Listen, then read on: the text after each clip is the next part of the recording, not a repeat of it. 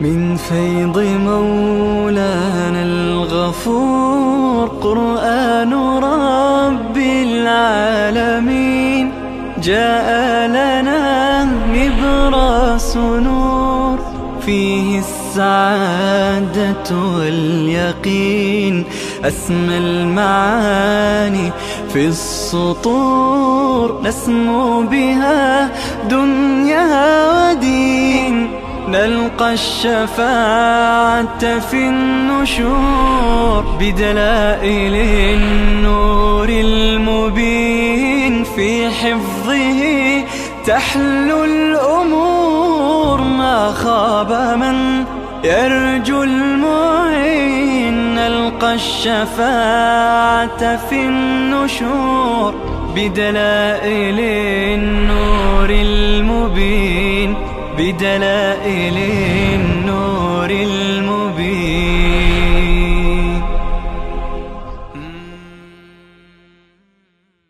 أعوذ بالله من الشيطان الرجيم.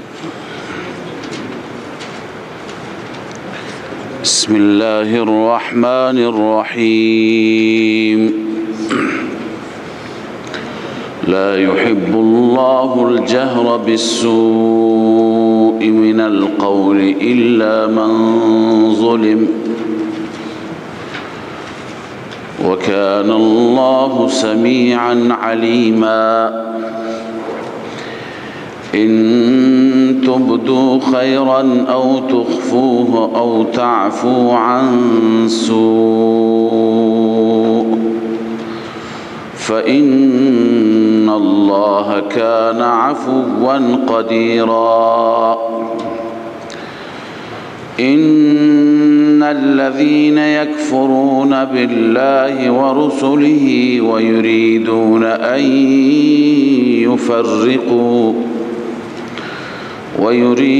أن يفرقوا بين الله ورسله ويقولون نؤمن ببعض ونكفر ببعض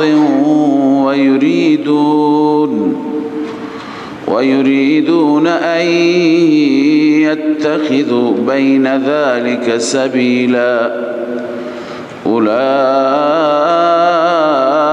هم الكافرون حقا وأعتدنا للكافرين عذابا مهينا. والذين آمنوا بالله ورسله ولم يفرقوا بين أحد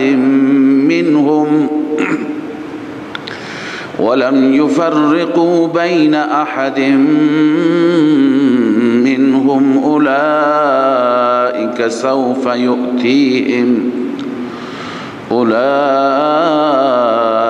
سوف يؤتيهم أجورهم وكان الله غفورا رحيما. صدق الله العظيم. اللهم صل على سيدنا وشفينا وحبيبنا مولانا محمد وعلى آله وصحبه اجمعین. در آیات گذشته در ارتباط با موالات و دوستی با کفار خواندیم، گرچه اوصافی که بیان میشد اوصاف منافقان بود و یکی از اوصاف منافقان دوستی، اونم دوستی دلی و صمیمانه با کفار بود که الله تعالی اونها را برحذر داشت.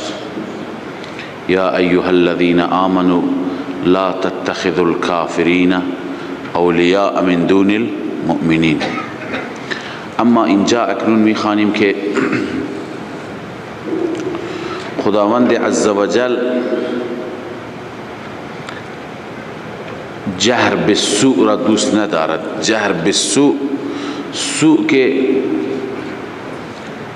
بدی را میگویند، عمل بد را میگویند، گفتار بد را میگویند.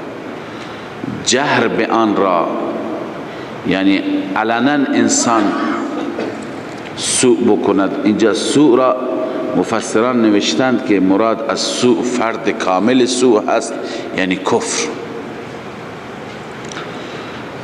کفر و اظهار کفر را خدای عزوجل دوست ندارد. کفار کفر می کنند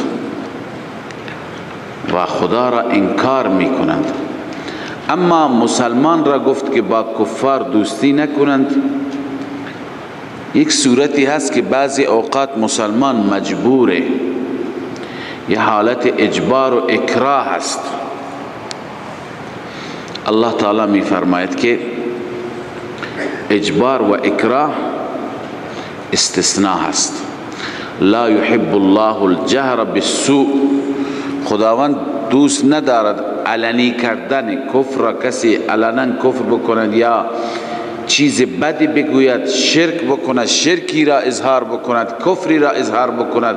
من القول یعنی لفظا زبانا، الا من ظلم، مگر کسی که بر او ظلم بشه. یعنی تفسیر صحیح این آیه اینه که یعنی کسی که مجبور بشه که یلا کفر کن. الا من ظلم مثل صورتی هست که الا من اکره و قلبه مطمئن بالایمان. در اون صورت اگر کسی کلمه‌ای بر زبان بیاورد و دلش قرص باشد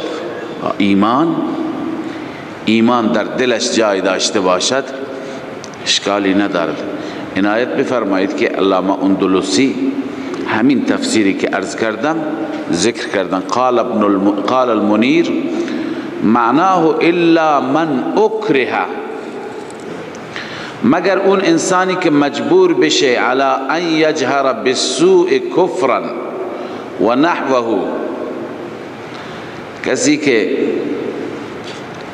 جهر بالسوء بکند یعنی کفری را اظهار بکند و امثال کفر را از سوی کافران چنان حالت اجباری باشد، فذالک مباح، این صورت مباحی هست. و ایشون میفرماند والآیة فی الاکراه، این آیه در رابطه با اکراه هست، کسی را مجبور میکنند. پس دوستی هم همچنین. این آیه متعلق یا ایها الذین آمنوا لا تتخذوا الذین هست، یعنی کسی که مجبورش میکنند که کلمه کفر بر زبان بیاورد، مجبور میشه، مکره هست، دلش مطمئن به ایمان هست، اشکالی نداره. پس دوستی هاکذا، کسی نمیخواد دوست باشه، کسی نمیخواد صمیمیتی با کفار داشته باشه، اما شرایطی هست، شرایط منطقه، فضا و جو که دوستی میکند، اما این دوستیش مثل همین کسی که مجبور به کفر میشه، دوستیش ظاهریه، در دل دوست ندارد کفار را. خب این اشکالی ندارد. و کان الله سمیعا علیما، الله تعالی سمیع هست، همه چیز را میشنود. آنچه که یک انسان اقرار میکند، علیما از همه چیز آگاه هست، یعنی از دلش خبر دارد که آیا این قلبا هست یا زبانا. یا اینکه توجیه دوم سمیع، تعبیل دوم سمیع هست، یعنی اون شکایت مظلوم را، دعای مظلوم را که بر او ظلم میشه الله تعالی میشنود. علیما حالت ظالم را هم میداند، از احوال ظالم هم خبر دارد. ان تبدو خیرا او تخفوه او تعفو عن سوء، اینجا خطاب به مؤمنان است. ببینید ما قبلا خواندیم که قبل از این بود لا تتخذوا الكافرین اولیاء من دون المؤمنین، کفار را دوست نکنید با خودتون، دوستی صمیمانه با ایشون نگیرید. اما منافقین میگرفتند. خب الان باید چیکار کرد؟ باید با منافقین درگیر شد. الله تعالی مؤمنان را میگه در حق اونها شما اگر گذشت بکنید بهتر است. ان تبدو خیرا، اگر شما خیری از خود نشان بدهید، او تخفوه یا مخفیانه با اینها خیر بکنید. چرا؟ ببین منافقان هم مراتبشان مختلف بود، درجاتشان مختلف بود. بعضی ها، خیلی از منافقین هم ایمان می آوردند، بعضی ها با محبت اون ایمانشون خود به خود ایمان مخلصانه می شد، یعنی راه نفاق را چی می کردند؟ ترک می کردند. لذا الله می فرماید ان تبدو خیرا، اگر شما خیری نسبت به اونها اظهار کنید، او تخفوه، یا پوشیده و مخفیانه بکنید، او تعفو عن سوء، یا اینکه اگر با منافقان خیری نمی کنید از اونها گذشت بکنید، فان الله کان عفوا قدیرا، بدون شک خداوند عزوجل عفو هست، معاف کننده هست و قدرت دارد بر عفو، شما را مورد عفو قرار میده. عرض کردم در رابطه با عامه منافقین دستور همین بود که با اونها جنگ نشه، با اونها درگیری نشه. حتی الله تعالی میفرماد که از بعضی از مفاسد اونها شما گذشت بکنید، این گذشت باعث میشد تأثیرات خوبی باشد و اونها توبه بکنند، اخلاص پیدا بکنند. رسول الله صلی الله علیه و سلم بعضیا میگه مثلا رسول الله چرا منافقین را میدونست گردنشون را نزد؟ روی همین حکمت ها بود. رسول الله نسبت به منافقین خیلی مدارات، خیلی گذشت، خیلی چشم پوشی داشتن. قرآن هم مؤمنان را به همین دستور میده. ان الذين يكفرون بالله ورسله، در این آیه زجر بر اهل کتاب هست. اهل کتاب خودشون را اهل کتاب میدانستند، ولی به بعضی کتاب ایمان می آوردن، به بعضی کتاب ایمان نمی آوردن. اون بخشش که درباره موسی بود یا حضرت عیسی بود ایمان، اون بخشی که در رابطه با رسول الله بود و قرآن کفر. الله می فرماید ان الذين يكفرون بالله ورسله، بدون شک کسانی که کفر کردن به خدا و پیامبران خدا، و یریدون ان یفرقوا بین الله و رسله، و تصمیم دارند، اراده دارند ان یفرقوا، جدا کنند بین خدا و پیامبرانش. چگونه جدا کنند بین خدا و پیامبرانش؟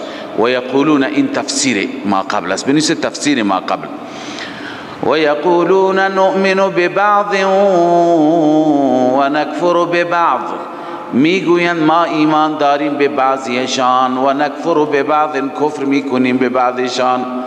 و یریدون ان یتخذوا بین ذلك سبیلا،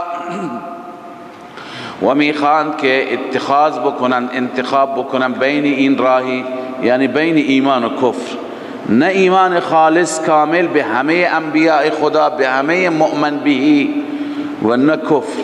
الله میفرماید نه، این ایمان مقبول نیست. اولئک هم الکافرون حقا. این ثمره تفریق هست، تفریق بین الرسل. بعضی پیغمبران را قبول داشتن و بعضی را قبول نداشتن. الله می فرماید اولئک هم الکافرون حقا، اینان کافران حق هستند، بدون شک اینها کافرند. و تخویف اخروی کفر. و اعتدنا للکافرین عذابا مهینا، الله می فرماید ما آماده کردیم، مهیا کردیم برای کافران عذابی ذلت بار. اما در مقابل این تخویف کافران تبشیر هست برای مؤمنان. الله می فرماید والذین آمنوا بالله و رسله، کسانی که ایمان به خدا دارند و رسله و به پیامبران خدا دارند، ولم یفرقوا بین احد منهم، جدایی نمی کنند بین هیچ یک از آنان. جدایی نمی کنند از چه جهتی؟ به اعتبار ایمان، قبلا خواندیم، به اعتبار فضیلت نیست. بعضی از پیغمبران را ما بر بعضی فضیلت می دهیم. تلك الرسل فضلنا بعضهم على بعض. اما میگویند لم یفرقوا، یعنی به اعتبار ایمان بین پیغمبران قائل نیستند. الله میفرماید اولئک سوف یؤتیهم اجورهم. نتیجه ثمره این افراد سوف یؤتیهم ان قریب الله میدهد به آنها اجورهم پاداششان را. و کان الله غفورا رحیما. الله عزوجل بخشاینده و مهربان است. خب زجر بر اهل کتاب بود، اما از اینجا اعتراضات اهل کتاب، انتقاد اهل کتاب. اهل کتاب یکی از اعتراضات عمدهشون به دلیل اونها و به زعم اونها این بود که چرا مثل تورات این قرآن نازل نشد و نمیشه. تورات یک بار نازل شد، انزال شد، نه؟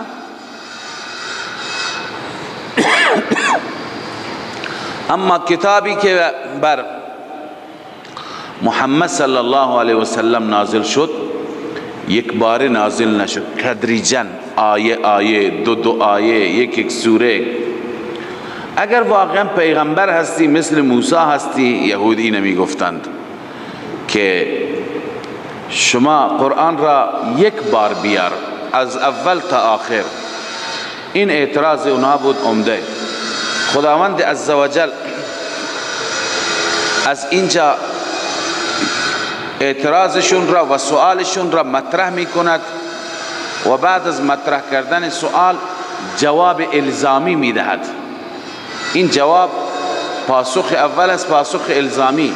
رکوع بعد انا اوحینا الیک، اونجا پاسخ حقیقی و تفصیلی هست.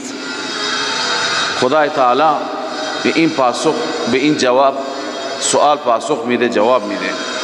الله می فرماید یسألوک اهل الكتاب، سؤال می کنند از شما اهل کتاب، ان تنزل علیهم کتابا من السماء، این که نازل بکنی، نازل بفرمایی بر آنان کتابی از آسمان، یک بارگی، یک باره. الله می فرماید فقد سألوا موسی اکبر من ذلك. اولین جواب و الزامی اینه که ای ظالمان، شما میگید چرا کتاب مثل کتاب موسی نازل نشد؟ مگر کتاب موسی که یک بار نازل شد شما ایمان آوردید؟ شما اونجا مگر نگفتی وقتی که کتاب خداوند عزوجل حتی کلام فرمود درباره یک کتاب، درباره تورات، شما اونجا گفتی نه ما قبول نمی کنیم، باید خدا را ببینیم. شما اگر منظورتون ضد نیست، عناد نیست، شما پدران شما قبلا گفتیم وقتی که اینها پدران خودشون را به پدران افتخار می کردن، رأی پدران را تایید می کردن، پس اون عناد پدران، خیانت پدران، خباثت پدران را هم دارد در واقع تایید میکنه. پس وقتی پدران کردن گویا شما کردید. الله می فرماید که چرا اونجا شما تسلیم نشدید؟ چرا اونجا گفتی خدا را نشون بده؟ الله می فرماید فقد سألوا موسی اکبر من ذلك، این جواب اجمالی هست. به تحقیق بدون شک اینها سوال کردند از موسی علیه السلام اکبر من ذلك، بزرگتر از این، خواسته و مطالبه مهمتر. چی بود اون؟ فقالوا ارنا الله جهرتا، گفتن ما را نشان بده، خدا را به ما نشان بده، جهرتا علنی، ظاهر ظهور، جهرتا فی الدنیا، در دنیا علنی نشان بده. رب العالمین می فرماید فاخذتهم الصاعقه بظلمهم، صاعقه آنها را گرفت به سبب ظلمشان. نتیجه این عناد، نتیجه این خواسته گستاخانه و بیادبانه این شد که الله می فرماید صاعقه آنها را گرفت. ثم اتخذوا العجل من بعدهم ما جاءتهم البينات، و همچنین آنها گوساله را به عنوان خدا گرفتند. ببینید ثم شما خوانده برای تعقیب هست. اگر تعقیب حقیقی باشد معنیش اینه که اول اونها گفتن خدا را به ما نشان بده، بعدا در مرحله بعد گوساله را به عنوان اله گرفتن، در حالی که ترتیب این نیست. اول چی کردن؟ گوساله را زمانی که تازه موسی علیه السلام رفت برای تحویل و دریافت تورات، گوساله را عبادت کردن. این داستانی که ارنا الله جهرتن این چه زمان اتفاق افتاد؟ این بعداً بود. به این خاطر این ثم برای ترتیب نیست، برای تعقیب ذکری هست. برای چیه؟ تعقیب ذکری، یعنی بعد از ذکر آن خدا این را ذکر میکند، با ثم ذکرش میکند. و الا گوساله پرستی قبل از چی بود؟ ارنا الله جهرتن بود. لذا الله میفرماید ثم اتخذوا العجل من بعد ما جاءتهم البینات، سپس آنها گوساله را گرفتند. مفعول دوم اتخذوا چیه؟ الهن، گوساله را خدا گرفتند، اله و معبود گرفتند. من بعد ما جاءتهم البینات، بعد از اینکه بینات پیششان آمد، دلائل پیششان آمد. فعفونا عن ذلك، ما آنها را معاف کردیم. و آتینا موسی سلطانا مبینا، ما به موسی علیه السلام دادیم سلطانا، یعنی غلبه و رعب، غلبه مبین آشکار. الله تعالی به موسی غلبه داد. بعد از اون اینها گفتن باشه، ما بعد از اینکه صاعقه اونها را گرفت و گفت دوباره خداوند زندهشون کرد، گفتن باشه ما عمل میکنیم. اما بعد از اون هم عمل نکردند. و رفعنا فوقهم الطور، با توجه به اینکه تفسیر اینها را ما در بقره خواندیم دیگه دوباره اعاده نمی کنیم، فقط این نکته را میگیم که کوه طور را چرا خداوند بلند کرد؟ آیا مگر این اجبار نیست؟ اکراه نیست؟ لا اکراه فی الدین داریم. عرض کردم که این اکراه نیست، اکراه در دخول دین. لا اکراه فی الدین یعنی فی دخول الدین، اینا از قبل داخل شده بودن. کسی که وارد دین شد بعد از اون قوانین را باید قبول بکند. چندین مثال خدمت شما دادم که هر کسی که میخواهد وارد یک مجموعه بشه اختیار داره، وارد میشه یا نمیشه، وارد پادگان میشه یا نمیشه، وارد فلان کشور میشه یا نمیشه، به اختیار خودش. اما بعد از این که وارد شد اونجا باید چیکار بکند؟ قوانین اونجا را بپذیرد، دیگه چاره‌ای برایش نیست. این خانم های اروپایی دوست دارن وارد کشور ما بشن یا نشن، اما بعد از این که وارد شدن باید یک روسریه که اونم به درد خودشون میخوره باید به سرشون بکنند. یعنی بعد از این که وارد مجموعه شده باید قوانین اونجا را چی بکنی؟ احترام بذاری، بپذیری. خداوند اینها را مجبور نکرد. خداوند اینها را مجبور نکرد. برای چی؟ برای اینکه اینها دین حضرت موسی را بپذیرند، ولی بعد از اینکه پذیرفتن باید به تورات عمل بکنند. تورات عمل نکنند کوه طور را به سرشون میخورند. الله تعالی میفرماید و رفعنا فوقهم الطور بمیثاقهم و قلنا لهم ادخلوا الباب سجدا، ما طور را بر سرشان بلند کردیم. و قلنا لهم ادخلوا الباب سجدا، به آنان گفتیم که ادخلوا الباب سجدا، وارد خانه بشید در حالی که سجده کنان وارد بشید. و قلنا لهم لا تعدوا فی السبت، الله همه خباثت ها و خیانت ها را یک به یک یادآوری میکنند. شما هدفتون ایمان نیست، شما هدفتون اعتراض است. شما اعتراض میکنید چرا یک بار تورات نازل نشد؟ خب قبلا دین خود یک بار قرآن نازل نشد، قبلا دین خدا بر موسی آمد، تورات نازل شد، شما هر بار یک خیانت کردید. پس شما ایمان نمیخواهید بیاورید.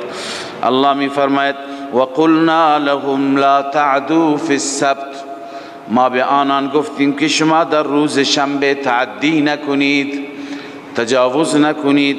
و اخذنا منهم میثاقا غلیظا، الله میفرماید ما از آنان گرفتیم پیمانی غلیظ، پیمانی مضبوط، میثاقی محکم.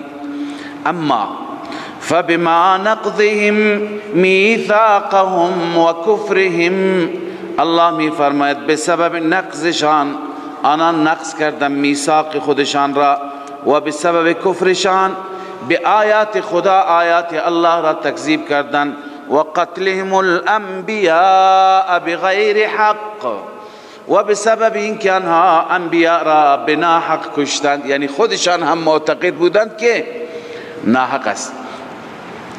ببینید این به سبب، اینا همه سبب هستند، عطف هستند.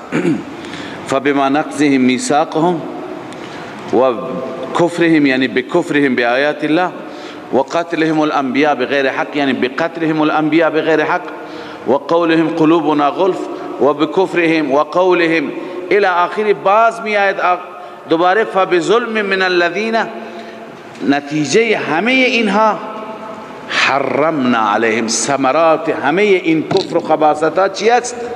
بعد از چند آیه می آید، بعد از چند آیه می آید. لذا الله می فرماید فبما نقضهم میثاقهم، بسبب نقضشان آنها نقض کردن میثاق خودشان را، این یک. و کفرهم، دو، کفر کردن به آیات خدا، سه. و قتلهم الانبیاء بغیر حق، انبیاء را بنا حق کشتن. خب مگر کشتن به حق هم داریم؟ پس قتلهم الانبیاء بغیر حق بنیسه بزعمهم، طبق گمان خودشون هم اونها داشتن بنا حق می کشتن. چهارم و قولهم قلوبنا غلف، و بسبب سخنشان که می گفتند دلهای ما در پرده هست، در غلاف است. قولهم قلوبنا غلف، غلف یعنی چه؟ ای اوعیتا للعلم. ببین غلف ما قبلا هم خواندیم و قالوا قلوبنا فی اکنه، دو تا توجیه خواندیم، اون دو تا توجیه اینجا هم هستند. اکنه و غلف مفهومشون یکی هست، یعنی اونها می گفتند یک مفهومش اینه که دلهای ما در غلاف است، چیزی که در غلاف و در پرده باشد دیگه هیچ چی توش نمیره. یک تفسیر دیگری که از ابن عباس رضی الله عنهما منقول است اینه که قلوبنا غلف معنیش اینه که مملوف است دلهای ما، دل ما پر از علم است، پر از اطلاعات است، پر از دانش است، دیگه جا ندارد که شما قرآن را هم بیارید در دل ما جای بدهید. چنانچه ابن عباس میگه قلوبنا غلف ای اوعیه للعلم، ظرفی هست برای چی؟ علم. فنحن مستغنون عن غیره، ما از غیر آنچه که در دلهای ما هست، یعنی از علم تورات، بغیر از آن ما چی هستیم؟ بی نیاز هستیم، نیازی نداریم. قاله ابن عباس.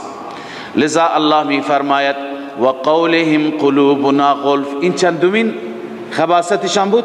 چهارمی. هنوز میاد جزای اینها و ثمره دنیوی اینها میاد، حرمنا علیهم طیبات بعدا میاد.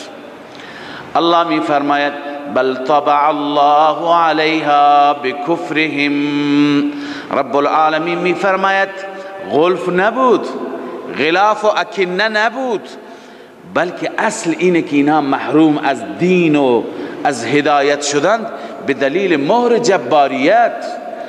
بل طبع الله علیها، بلکه خدا بر آنها مهر زده بکفرهم، بسبب کفرشان. فلا یؤمنون الا قلیلا، آنان ایمان نمی آورند مگر اندک، اندکشون ایمان می آورند، غالبشان ایمان نمی آورند. چهار تا بود، نه پنجم.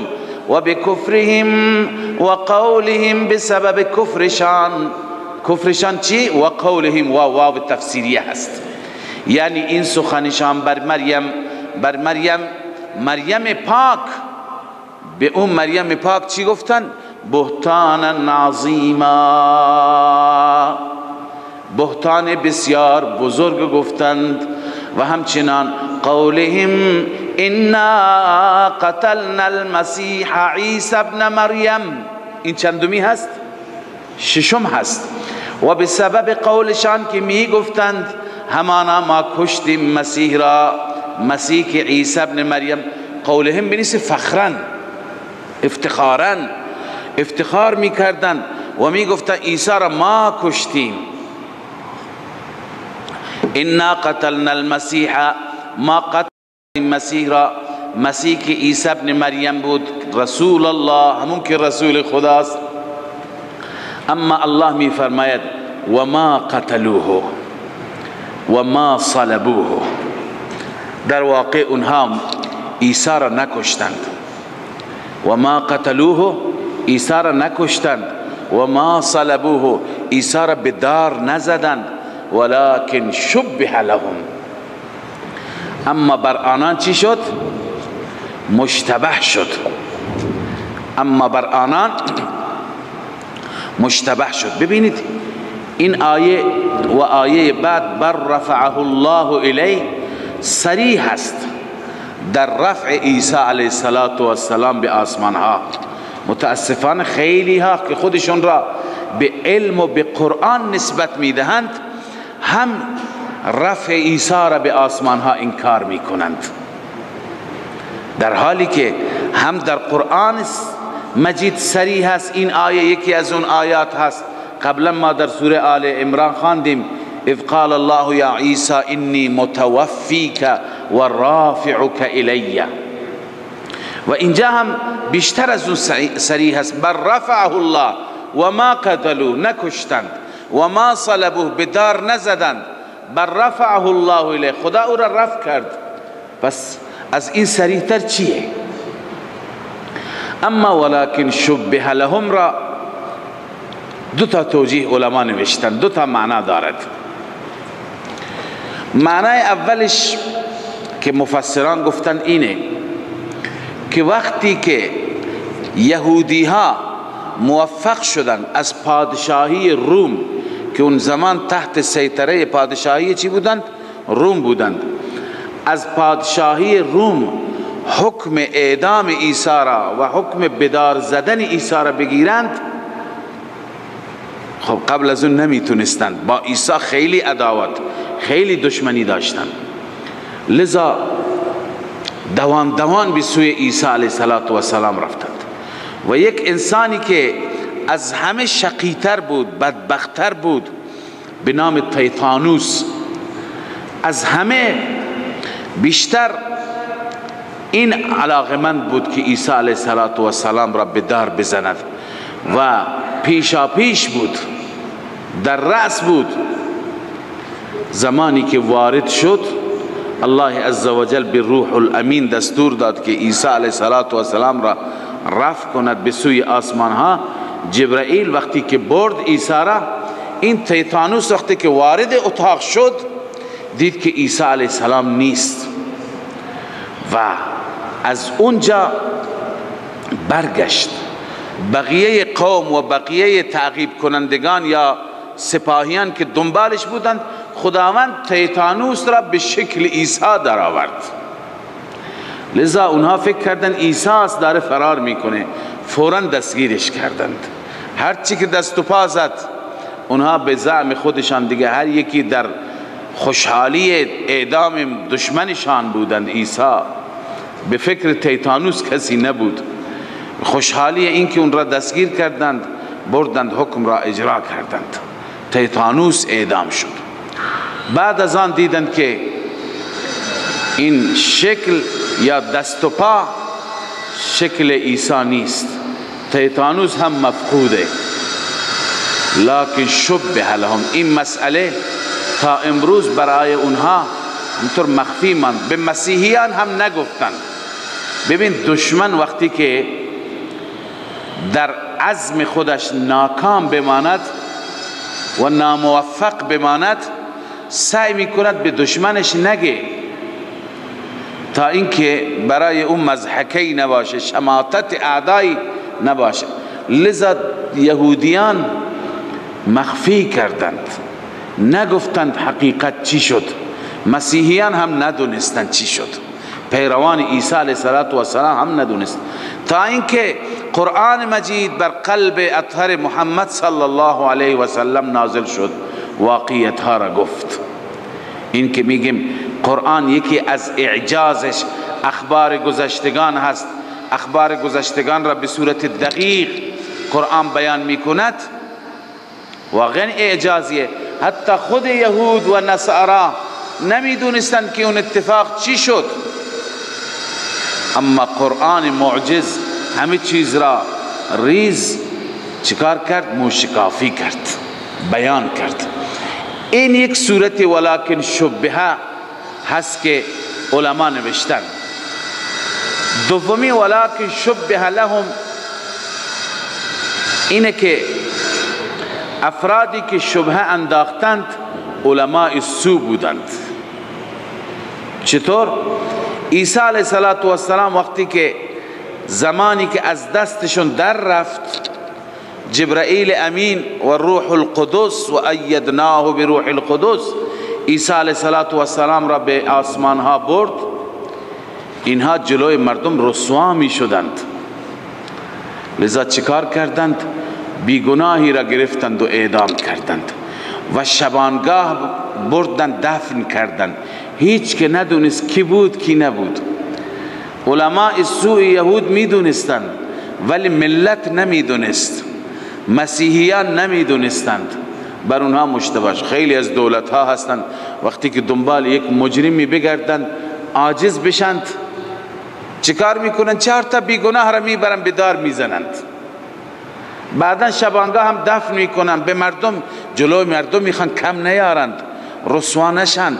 میگن ما فلان مجرمین را گرفتیم، فلان عاملین را گرفتیم، به دار زدیم.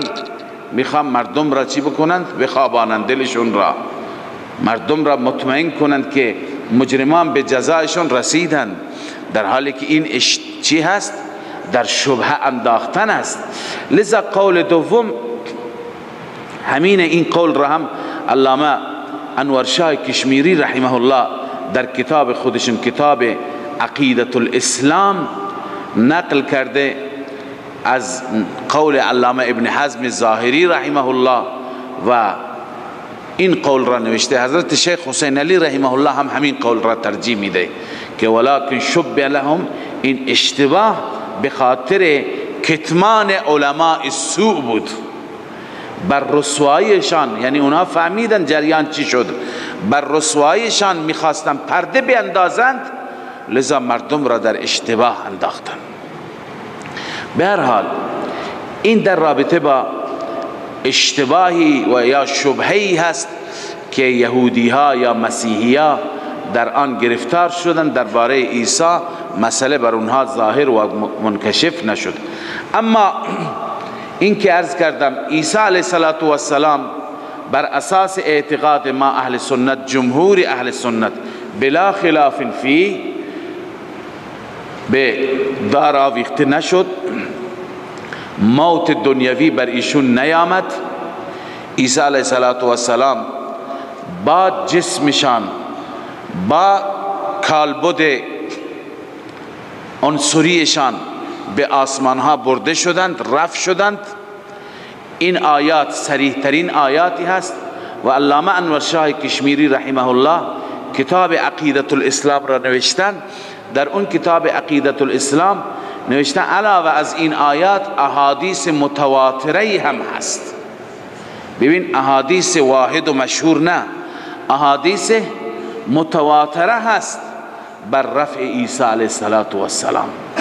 لذا اگر کسی انکار میکند عیسی را، چون که رفع عیسی با این سنجش عقل و با ترازوی عقل وزن نمیشه و به عقل انسان نمی گنجد و با معیار عقل یک انسانی میخواد این را بسنجد، این اشتباه خودش هست.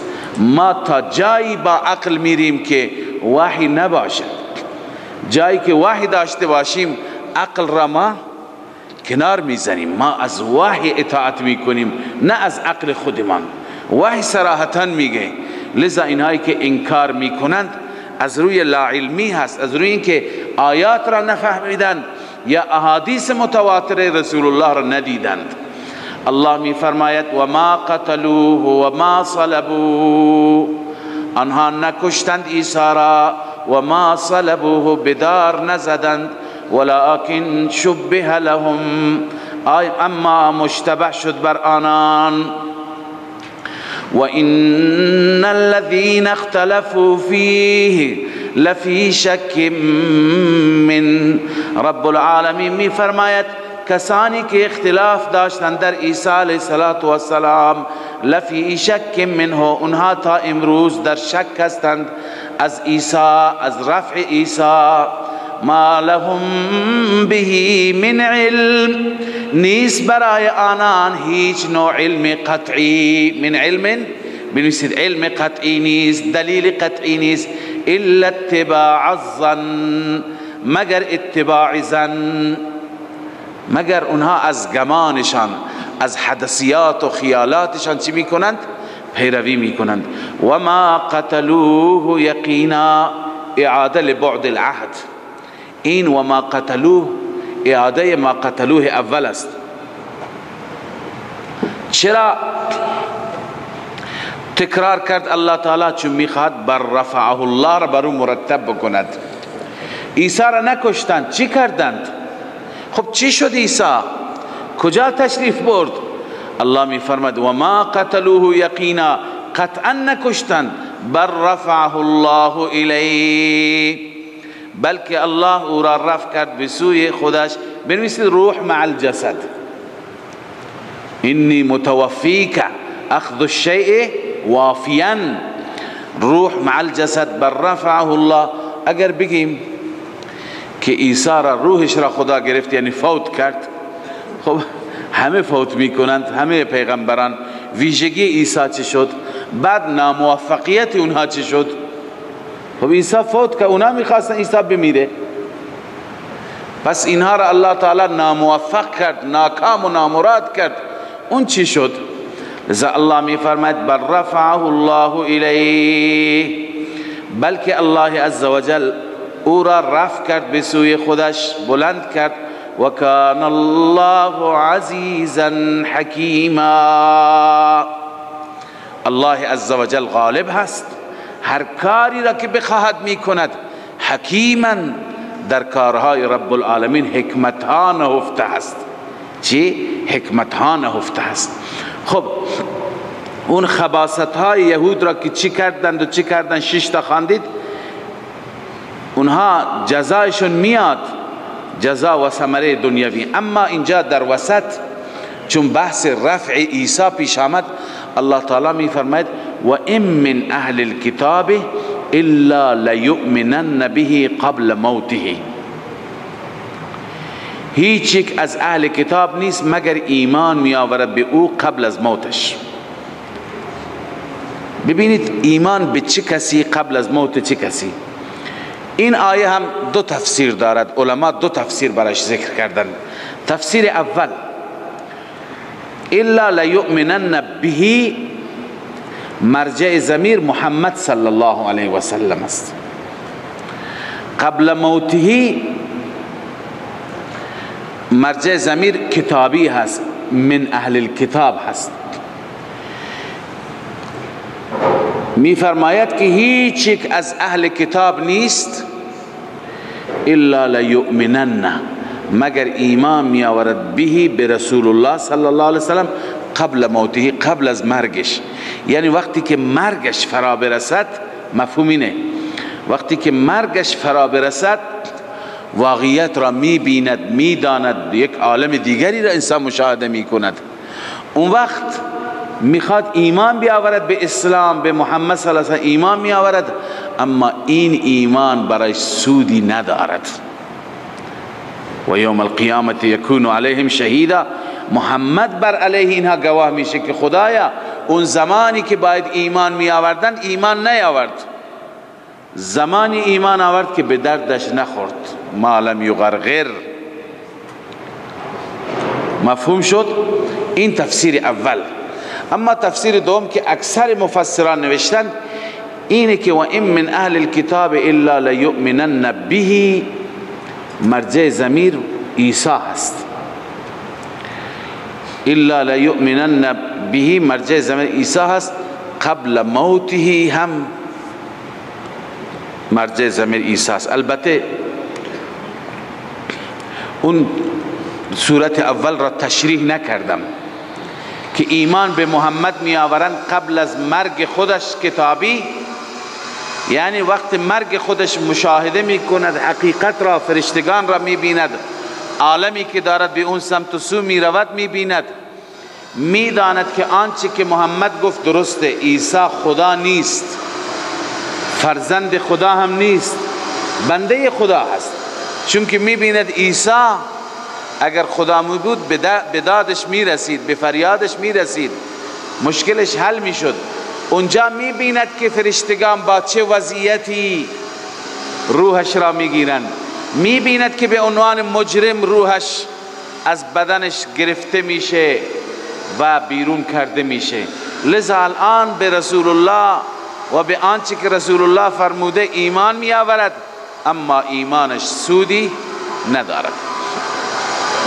اما عرض کردم توجیه دوم اینه که به عیسی ایمان می آورند قبل از موتش، قبل از مرگ عیسی. قبل از مرگ عیسی یعنی عیسی علیه السلام مرگش فرا نرسیده.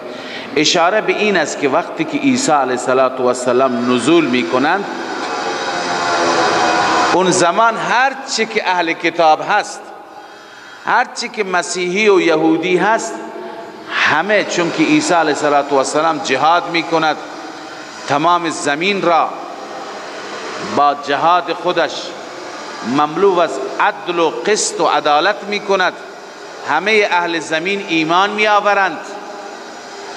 آنگاه همه می دانند که عیسی عبدالله و رسوله هست، عیسی علمبردار توحید هست. عیسی علیه السلام دین حق را، دین توحید را به مردم می فهماند. لذا الله می فرماید که همه اهل کتاب به عیسی قبل از مرگ عیسی آنگونه که حق ایمان هست ایمان می آورند. متوجه شدید؟ و این من اهل الكتاب، نیست هیچ یکی از اهل کتاب، الا لیؤمنن به، مگر البته حتما ایمان می آورد به عیسی قبل موته، قبل از موت عیسی. و یوم القیامه، و در روز قیامت، یکون علیهم شهیدا، عیسی علیه السلام بر علیه اونها گواه میشه. خداوند از عیسی میپرسد که ای عیسی، انت قلت للناس اتخذوني و امی الهین من دون الله. عیسی جواب میده قال سبحانك ما يكون لي ان اقول ما ليس لي بحق ان كنت قلته فقد علمته. بار اله اگر من گفته بودم تو که میدانستی. لذا آخر میگه و كنت عليهم شهيدا ما دمت فيهم فلما توفيتني كنت انت الرقيب عليهم وانت على كل شيء شهيد. به هر حال عیسی علیه السلام چیکار میکنه؟ بر علیهشون گواهی میده. و یوم القیامت یکون علیهم شهیدا. خب اینجا در وسط بحث رفع عیسی پیش آمد، اما بحث قبلی ما چی بود؟ بیان خباثات یهود. عرض کنم که چند آیه قبل شروع شده بود از اینجا.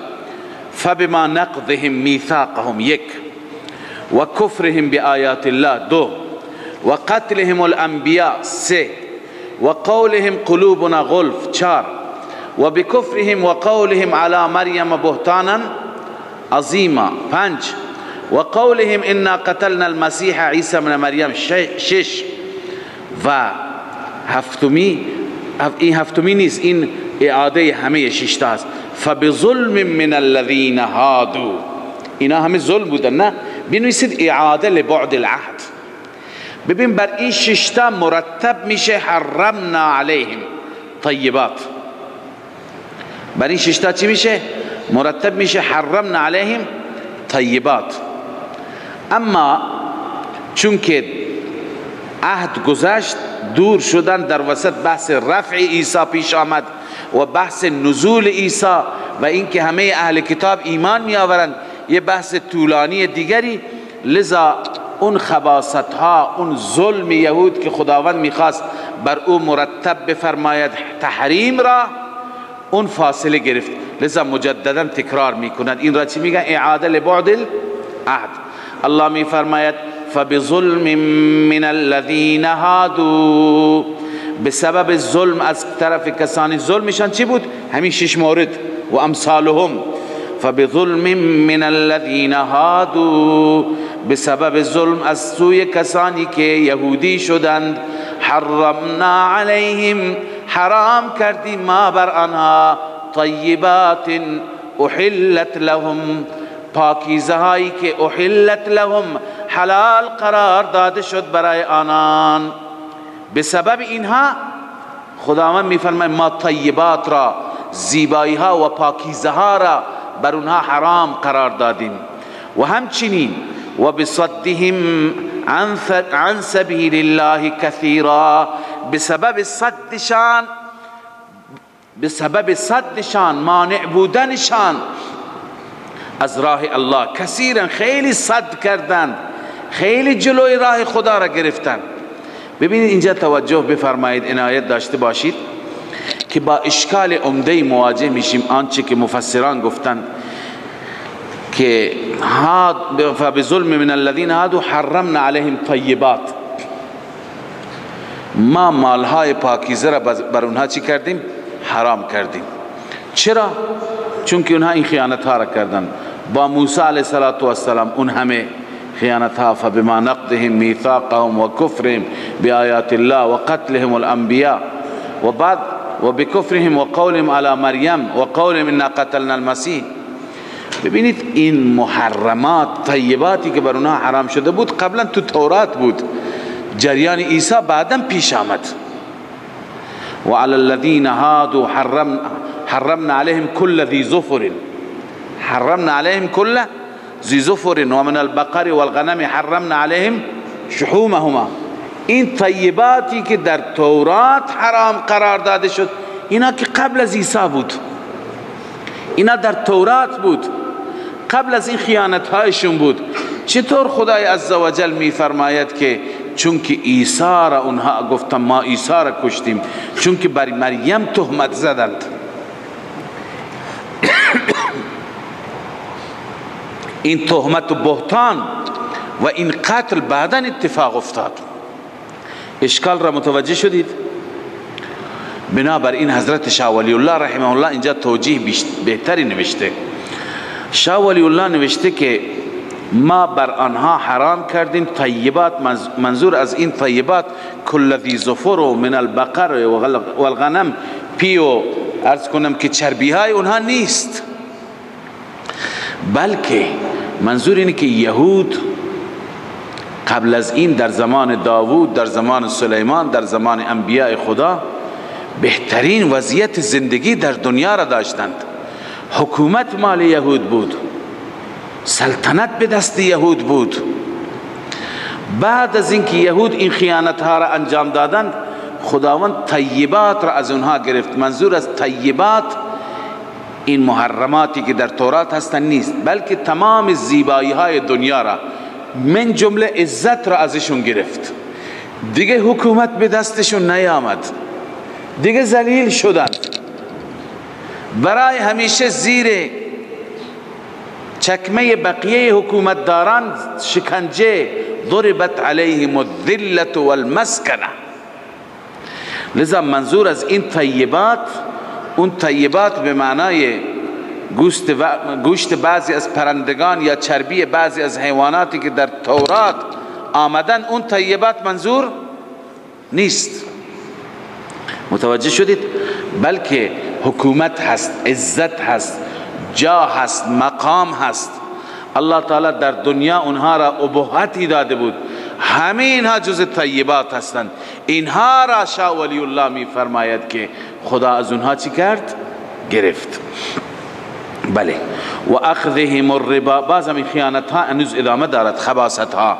و بسبب اخذهم الربا، خوردن مال ربا، در حالی که و قد نهوا عنه، بنویسید فی التورات، در حالی که منع شده بودند از خوردن ربا در تورات. و اکلهم اموال الناس بالباطل، و بسبب خوردن آنها مال مردم را بنویسید از طریق رشوه، مال مردم را بالباطل میخوردن، از طریق رشوه میخوردن، یعنی هر چی که بدبختی بود اونها انجام میدادند.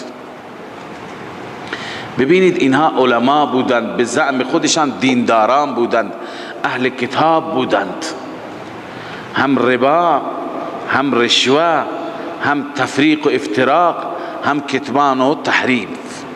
خدا رحم بکند بر این امت و بر علمای این امت که یک وقتی اینها نیایند و ربا نگیرند از بنوک، اینها نیایند رشوه نگیرند، اینها کتمان و تحریف نکنند. وقتی که قوم این کارها را بکند، الله همه عزت را از اونها میگیرد، زبونشان میکند، خارشان میکند.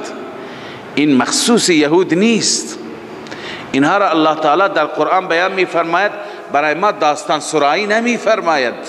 اینا داستان نیست، اینا موعظه، اینا درس هستند.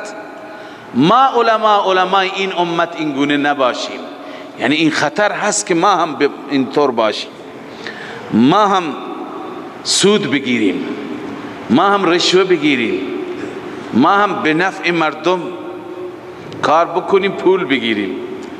لذا علما باید از این مسائل فاصله داشته باشند، بدور باشند. الله عزوجل علماء این امت را حفاظت کند. الله می فرماید و اعتدنا، این در دنیا بود که خدا عز و جاهشان را گرفت، جلال و شوکتشان را گرفت.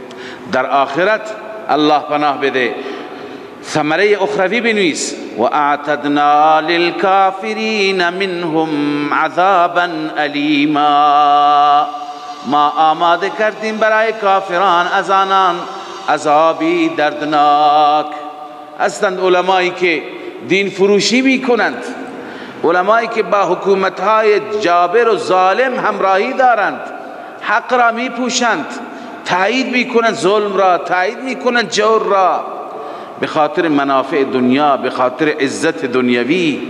لذا اگر اینطور باشند علما، یعنی علما بیان کتمان حق بکنند، تحریف دینشون بکنند، بیاین به خاطر پست و جاه و مقام، علما همه چیز را زیر پا بگذارند، مثل یهود خواهند بود. بهتر از اونها ما نیستیم. اینها همه پیغمبرزاده بودند، اینها همه فرزندان انبیا بودند، اینها کسانی بودند که افتخار میکردند نحن ابناء الله و احباؤه. ولی وقتی که راه بیراه را گرفتند، سرشون به زمین خورد. صدق الله مولانا العظیم. من فيض مولانا الغفور قرآن رب العالمين، جاء لنا نبراس نور فيه السعادة واليقين، أسمى المعاني في السطور نسمو بها دنيا ودين، نلقى الشفاعة في النشور بدلائل النور المبين، في حفظه تحلو الأمور، ما خاب من يرجو المعين، نلقى الشفاعة في النشور بدلائل النور المبين، بدلائل النور المبين.